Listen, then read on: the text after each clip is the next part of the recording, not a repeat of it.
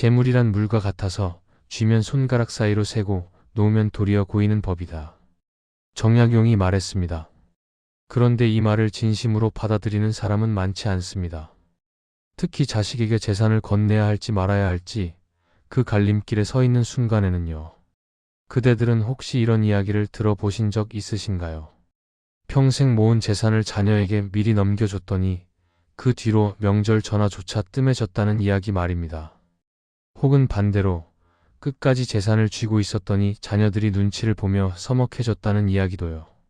어느 쪽이든 듣는 사람의 가슴 한쪽이 서늘해지는 건 마찬가지입니다. 많은 사람들이 이렇게 믿습니다. 미리 나눠주면 자녀가 고마워하고 그 고마움이 효도로 돌아올 거라고요. 또 다른 쪽에서는 말합니다.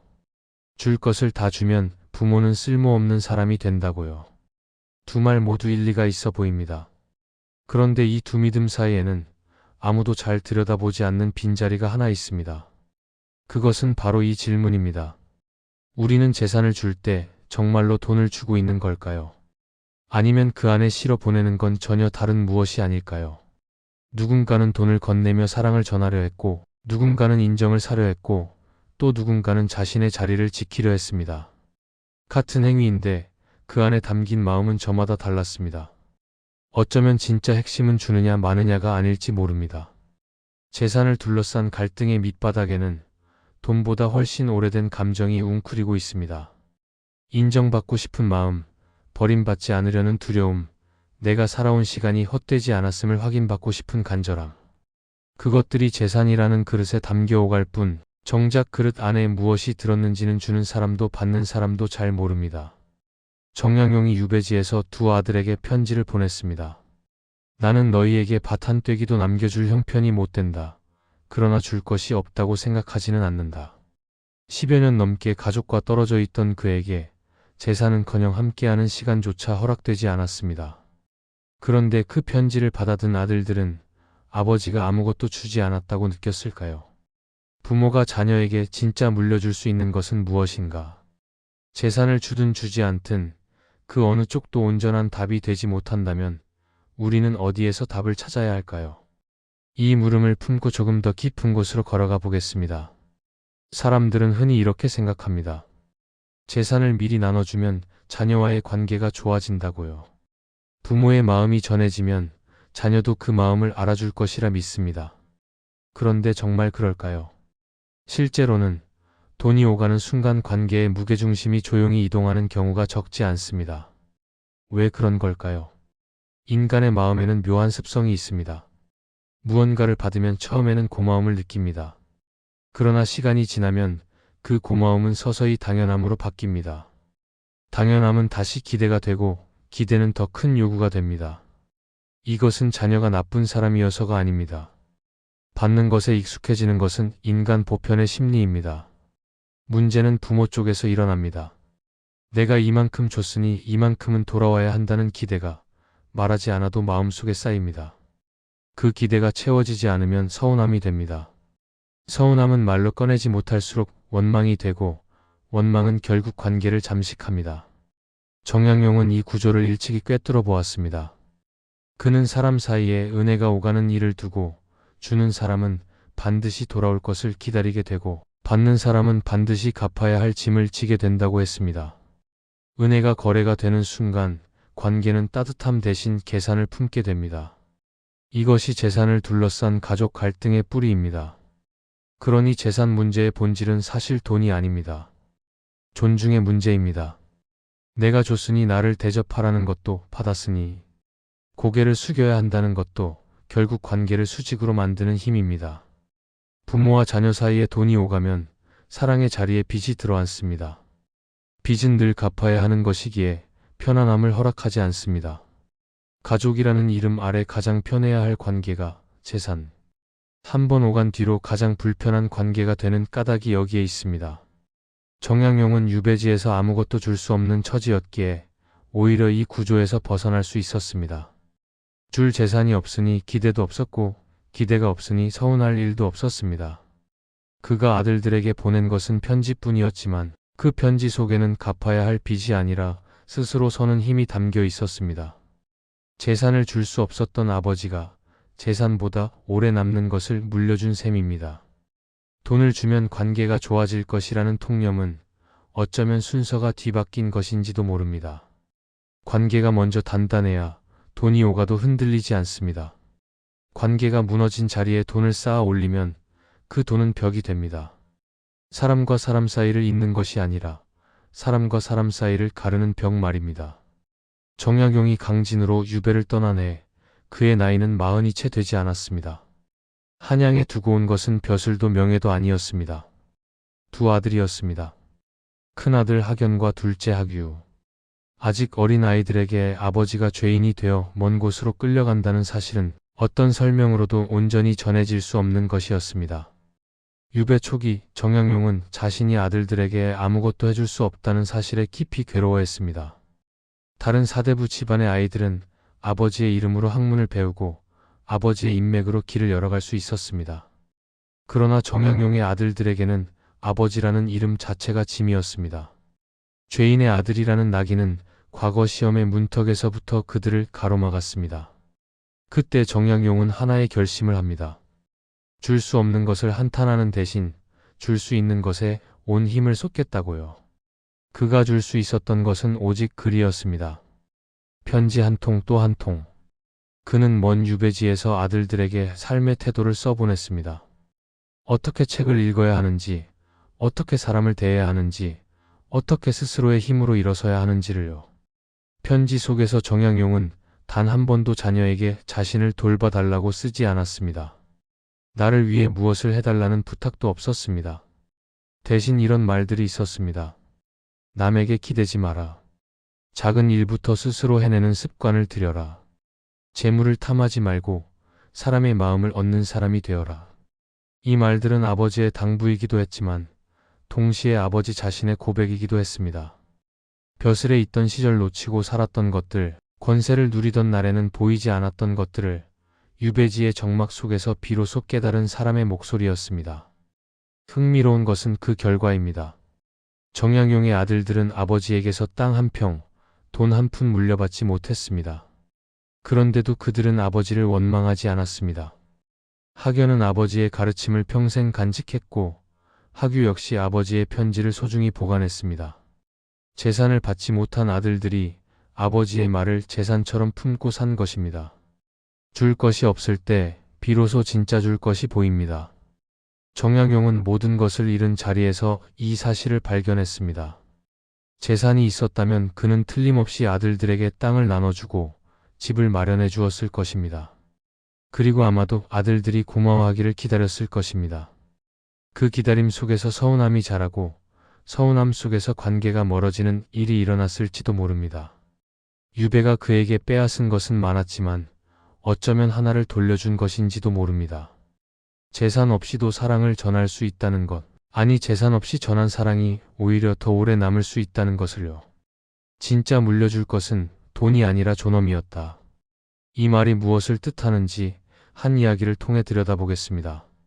어느 70대 아버지가 있었습니다. 평생을 일해 작지 않은 재산을 모았고 은퇴 뒤에도 검소하게 살았습니다. 자녀는 셋. 모두 결혼하여 각자의 가정을 꾸리고 있었습니다. 이 아버지는 이른이 넘자 결심했습니다. 살아있을 때 나눠주는 것이 깔끔하다고요. 미리 정리하면 자녀들끼리 싸울 일도 없을 거라 믿었습니다. 아파트 한 채를 큰아들에게, 예금의 절반을 둘째에게, 나머지를 막내에게 나눠주었습니다. 스스로가 쓸 노후 자금은 최소한만 남겨두었습니다. 처음 몇 달은 좋았습니다. 자녀들이 감사 인사를 했고 명절에 함께 모였습니다. 그런데 1년이 지나자 분위기가 달라졌습니다. 큰아들은 아파트를 받은 것이 당연하다는 듯 더 이상 고마움을 표현하지 않았습니다. 둘째는 큰아들이 더 많이 받았다며 불만을 품었습니다. 막내는 자기 몫이 적다고 느꼈지만 막내라는 이유로 말을 꺼내지 못했습니다. 아버지에게 전화가 오는 횟수가 줄었습니다. 명절 모임에서 대화의 온도가 낮아졌습니다. 아버지는 속으로 생각했습니다. 내가 이만큼 줬는데 왜 이러는 걸까? 그 생각이 서운함이 되었고 서운함은 입 밖으로 나오지 못한 채 가슴에 돌처럼 쌓였습니다. 재산을 나눠준 그 선택이 가족을 하나로 묶는 것이 아니라 셋으로 가르고 있었습니다. 문제의 핵심은 돈의 크기가 아니었습니다. 아버지가 재산을 건네는 순간 관계 안에서 그의 자리가 바뀌어 버린 것입니다. 줄 것이 있는 사람에서 줄 것이 없는 사람으로, 가족의 중심에서 가장자리로. 아버지 스스로도 그 변화를 느꼈습니다. 식탁에서 자신의 말에 귀 기울이는 사람이 줄었다는 것을요. 예전에는 아버지가 한마디 하면 자녀들이 조용해졌는데 이제는 아버지의 말이 끝나기도 전에 다른 화제로 넘어갔습니다. 진짜 물려줄 것은 돈이 아니라 존엄이었다. 이 아버지가 잃어버린 것은 재산이 아니었습니다. 가족 안에서 자신이 서 있던 자리, 한 사람으로서 존중받는 그 자리였습니다. 돈을 건냄으로써 사랑을 전하려 했지만 돈과 함께 자신의 존엄까지 건네버린 셈이었습니다. 그리고 한번 건넨 존엄은 돈처럼 돌려받을 수가 없었습니다. 정약용이라면 이 아버지에게 이렇게 말했을 것입니다. 자녀에게 줄 수 있는 가장 큰 것은 당신이 끝까지 당신으로 서 있는 모습이라고요. 스스로의 삶을 스스로 지탱하는 부모의 뒷모습이 어떤 재산보다 오래도록 자녀의 기억에 남는다고요. 재산을 둘러싼 갈등은 부모와 자녀 사이에서만 일어나지 않습니다. 형제 사이를 갈라놓고 부부 사이에 금을 만들기도 합니다. 피가 섞인 사이일수록 돈이 끼어들면 감정의 골이 더 깊어지는 법입니다. 어느 집안의 이야기입니다. 아버지가 세상을 떠나며 남긴 재산을 두 형제가 나눠야 했습니다. 형은 오래전부터 부모를 곁에서 모셔왔고 동생은 먼 도시에서 자기 삶을 꾸리고 있었습니다. 형의 마음속에는 이런 생각이 있었습니다. 내가 부모님 곁에서 시간과 마음을 쏟았으니 그만큼 더 받는 것이 당연하다고요. 동생의 마음속에도 나름의 논리가 있었습니다. 자식은 자식이다. 곁에 있었든 멀리 있었든 똑같이 나누는 것이 공평하다고요. 두 사람 모두 틀린 말을 하고 있지는 않았습니다. 그런데 각자의 정당함이 부딪히는 순간 형제 사이에 수십 년간 쌓아온 정이 한순간에 흔들렸습니다. 형은 동생이 효도도 하지 않으면서 몸만 챙기려 한다고 느꼈고 동생은 형이 부모를 모신 것을 빌미로 재산을 톡 차지하려 한다고 느꼈습니다. 같은 부모 아래 같은 밥을 먹고 자란 두 사람이 재산 앞에서 서로를 낯선 눈으로 바라보게 된 것입니다. 부부 사이에도 재산은 보이지 않는 균열을 만듭니다. 한쪽이 부모에게서 받은 재산을 두고 다른 쪽이 그것은 우리 돈이라고 말하는 순간 공기가 달라집니다. 내 부모가 준 돈인데 왜 당신이 권리를 주장하느냐는 마음과 부부는 하나인데 왜 내 것을 가르느냐는 마음이 조용히 충돌합니다. 이 충돌은 대부분 말로 터지지 않습니다. 식탁 위의 침묵, 대화 중의 한숨, 눈을 마주치지 않는 순간들로 스며들 뿐입니다. 형제 사이든 부부 사이든 재산이 만드는 갈등의 구조는 같습니다. 돈이 관계 안에 들어오면 사람들은 자기도 모르게 셈을 시작합니다. 내가 얼마나 줬는지, 상대가 얼마나 가져갔는지, 그 차이가 공정한지를 따지기 시작합니다. 그 셈이 시작되는 순간 관계는 더 이상 마음의 영역이 아니라 거래의 영역으로 넘어갑니다. 가족이라는 이름은 그대로인데 안에 흐르는 공기가 완전히 바뀌어 버립니다. 진짜 물려줄 것은 돈이 아니라 존엄이었다. 이 말은 부모와 자녀 사이에만 해당되는 것이 아닙니다. 형제에게도 부부에게도 마찬가지입니다. 돈으로 사랑을 증명하려는 순간 사랑은 증명의 대상이 되어버립니다. 증명해야 하는 사랑은 이미 의심받고 있는 사랑입니다. 가족 안에서 재산이 평화롭게 오가려면 먼저 서로의 존엄이 지켜지고 있어야 합니다. 누구도 돈 때문에 고개를 숙이지 않아도 되는 관계, 누구도 돈 때문에 자리를 잃지 않는 관계가 먼저 있어야 돈은 비로소 돈의 자리에 머무를 수 있습니다. 밖을 향하던 이야기를 이제 안으로 돌려보겠습니다. 재산을 끝까지 쥐고 있으려는 마음, 그 안에는 무엇이 있을까요? 흔히 사람들은 그것을 집착이라 부릅니다. 욕심이 많아서 놓을 줄 몰라서 그렇다고 말합니다. 그런데 정말 그럴까요? 재산을 놓지 못하는 마음의 밑바닥을 가만히 들여다보면 집착보다는 두려움이 먼저 보입니다. 내가 가진 것을 모두 내려놓으면 나는 누구인가? 내 이름 석자 앞에 아무런 수식어도 남지 않으면 사람들은 여전히 나를 찾아올까? 자녀들은 빈손에 나를 여전히 아버지로, 어머니로 대해줄까? 이 두려움은 탐욕과는 결이 다릅니다. 더 갖고 싶어서가 아니라 잃고 싶지 않아서입니다. 잃고 싶지 않은 것은 돈이 아닙니다. 한 사람으로서 존재하는 자리, 그 자리입니다. 노년에 접어든 사람이 재산을 쥐고 있는 것을 두고 주변에서는 이기적이라고 말하기도 합니다. 자녀들은 속으로 답답해하고 며느리와 사위는 그 마음을 더 직접적으로 드러내기도 합니다. 그런데 스스로를 지키겠다는 마음이 정말 이기적인 것일까요? 정약용은 자기 수양에 대해 이렇게 말한 적이 있습니다. 자기를 돌볼 줄 모르는 사람이 남을 진심으로 돌볼 수는 없다고요. 스스로의 몸과 마음, 그리고 삶의 기반을 지키는 일은 이기심이 아니라 자존입니다. 문제는 그 자존이 지나쳐 벽이 될 때입니다. 자신을 지키겠다는 마음이 커져서 자녀의 어려움에 눈을 감거나 도움을 줄 수 있는데도 일부러 닫아버리는 것은 자존이 아니라 고립입니다. 반대로 자녀의 눈치를 보며 마음에도 없는 양보를 거듭하다. 결국 스스로가 무너지는 것도 건강한 태도는 아닙니다. 여기에 정답은 없습니다. 다만 기준은 있습니다. 내가 이 결정을 내릴 때 두려움에서 출발하고 있는가, 아니면 확신에서 출발하고 있는가? 주지 않는 이유가 상대에 대한 불신인가, 나에 대한 신뢰인가? 이 두 질문 앞에서 솔직해질 수 있다면 쥐고 있든 놓고 있든 그 선택은 존엄한 것이 됩니다. 진짜 물려줄 것은 돈이 아니라 존엄이었다. 이 말은 자녀를 향한 말이기도 하지만 무엇보다 자기 자신을 향한 말이기도 합니다. 내가 나의 존엄을 지키지 않으면 아무도 그것을 대신 지켜주지 않습니다. 재산을 줄 것인가 말 것인가를 고민하기 전에 먼저 물어야 할 것은 이것입니다. 나는 지금 내 삶을 내 힘으로 서 있는가? 그 물음에 고개를 끄덕일 수 있는 사람이라면 주든 안 주든 그 사람의 선택에는 품격이 있습니다. 여기까지 오면 하나의 질문이 떠오릅니다.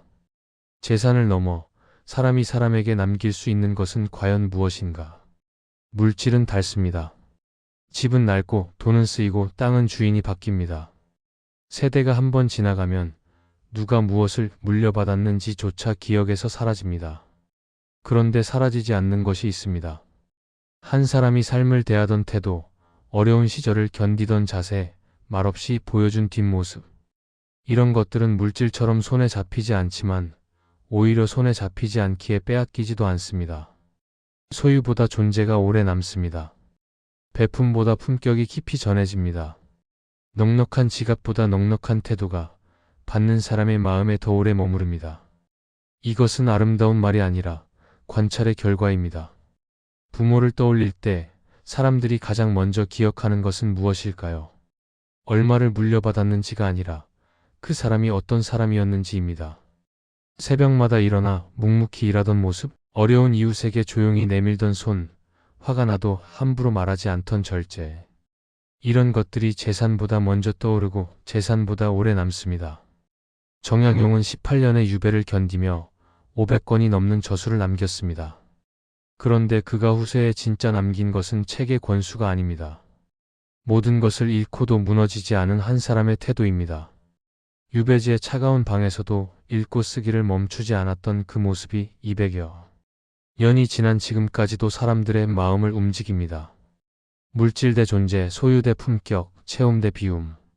이 대조 속에서 우리가 발견하는 것은 단순한 도덕이 아닙니다. 삶의 역학입니다. 채울수록 무거워지고 비울수록 가벼워지며 가벼워질수록 멀리 갈 수 있다는 것. 재산을 쌓는 사람은 많지만 존엄을 쌓는 사람은 드뭅니다. 재산은 나눠주면 줄어들지만 존엄은 나눠줘도 줄어들지 않습니다. 오히려 보여줄수록 퍼져나갑니다. 남기는 것의 진짜 의미는 무엇을 주느냐가 아니라 무엇으로 기억되느냐에 있습니다. 그대들이 세상을 떠난 뒤 자녀들이 가장 먼저 떠올릴 것은 통장 잔액이 아닐 것입니다. 그대들이 살아가던 모습, 그 모습 속에 담긴 무언의 가르침일 것입니다. 그것이야말로 세금도 푸지 않고 분쟁도 일으키지 않는 유일한 유산입니다. 정약용이 긴 유배를 마치고 고향으로 돌아왔을 때 그의 나이는 이미 50을 훌쩍 넘긴 뒤였습니다. 한양을 떠날 때 어린아이였던 아들들은 돌아왔을 때 이미 장성한 어른이 되어 있었습니다. 함께하지 못한 시간은 돌이킬 수 없었고 아버지로서 해주지 못한 것들의 목록은 길었습니다. 그런데 아들들이 아버지를 맞이하며 가장 먼저 꺼낸 것은 원망이 아니었습니다. 아버지가 보내준 편지였습니다. 누렇게 바랜 종이 위에 빼곡히 적힌 글씨, 그 안에 담긴 말들을 아들들은 수십 년간 간직하고 있었습니다. 밭도 집도 받지 못한 아들들이 종이 한 장을 재산처럼 품고 살아온 것입니다. 정약용은 그 편지들을 다시 보며 무엇을 느꼈을까요? 아마 그는 알았을 것입니다. 자신이 진짜 물려준 것이 무엇이었는지를요. 글자가 아니었습니다. 그 글자 뒤에 있는 한 사람의 삶이었습니다. 모든 것을 잃고도 꺾이지 않았던 태도, 멀리서도 자식을 향한 마음을 놓지 않았던 성실함, 그리고 가진 것 없이도 당당했던 한 아버지의 존엄. 그것이 종이에 스며들어 아들들에게 전해진 것입니다. 이제 처음의 질문으로 돌아가겠습니다. 부모가 자녀에게 진짜 물려줄 수 있는 것은 무엇인가? 재산을 미리 주는 것이 답도 아니고 끝까지 쥐고 있는 것이 답도 아닙니다. 주든 안 주든 그 선택의 밑에 깔린 것이 무엇이냐가 답입니다. 두려움에서 쥐고 있다면 쥐고 있어도 마음은 편하지 않습니다. 기대를 품고 건넸다면 건네고 나서도 마음은 홀가분하지 않습니다. 진짜 물려줄 것은 돈이 아니라 존엄이었다. 재산은 계좌에서 계좌로 옮길 수 있지만 존엄은 오직 삶으로만 전해집니다. 매일 아침 자기 힘으로 일어나는 모습, 어려운 일 앞에서 흔들리되 무너지지 않는 모습, 가진 것이 줄어들어도 사람에 대한 예의를 잃지 않는 모습. 이런 것들이 자녀의 눈에 조용히 새겨져 언젠가 그들이 같은 나이에 이르렀을 때 비로소 꺼내 읽게 되는 편지가 됩니다. 그대들에게 마지막으로 묻겠습니다. 지금 그대들이 자녀에게 보여주고 있는 삶의 모습은 훗날 자녀가 꺼내 읽고 싶은 편지가 되고 있습니까? 통장에 얼마가 남아 있느냐보다 그대들이 어떤 얼굴로 하루를 살고 있느냐가 중요합니다. 결국 남는 것은 그 사람이 어떻게 살았느냐 하나뿐입니다.